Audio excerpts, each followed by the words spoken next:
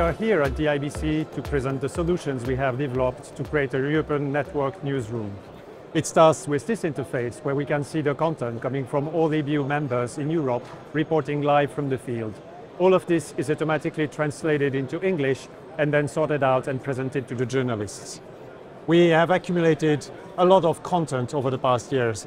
You can see we have now close to 2 million articles in the system, all of this being available to the EBU members, and they can be researched and read in your own language, translated in your language at the tip of a button if you need it. To create the network, we also have created a chat interface where the different journalists can interact about the subject that matters for them and address the big topics like climate change and the war in Ukraine. It goes on with the possibility for the different members to publish the content in their own website. We have an example from RTE where we can see this European perspective where they take content coming from Germany, Slovenia, Sweden and Belgium.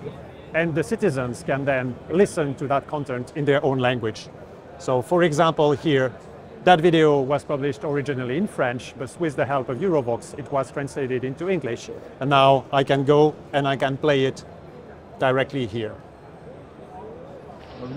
Olivier Zamperini from the Sentier Libre Association. We have the transcription and then the translation as a reference. Until a few years ago, this 100-meter stretch was... Finally, we are experimenting with the recent changes in generative AI and large language models. We have created a nice interface where you can ask questions and get a formulated response, including with references to the contents of our members.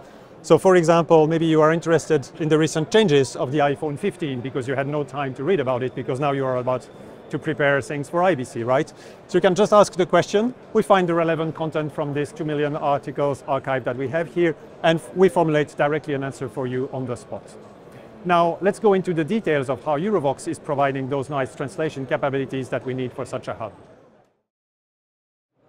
I'm demonstrating the EBU's EuroVOX system, which enables our members to make their media multilingual, which includes revoicing, captioning, and using AI in an assistive manner.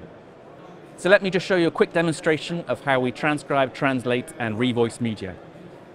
I've processed a piece of media here, which is actually the interview that I gave here last year at IBC. And what I've done is I've transcribed it from the English using one of our providers, and then used it to make French, Spanish, Arabic, and Polish translations. I've then done a revoicing in French, which I'll just play you a little piece of here. EuroVOX. So this has been revoiced using my own cloned voice, which was cloned very quickly using one of our providers. EuroVOX se compose de deux the quality is actually really, really qui good. vous donne accès aux fournisseurs, permettant de choisir entre eux. So this system's now in use by our members, it's used by the News Pilot and others, and one of the other things that we're doing is to use this for live real-time transcription and multilingual captioning, which we demonstrated this year at the EBU's Technical Assembly. So we look for collaboration, we look to work with our members and others, so if you want to know more, please get in touch.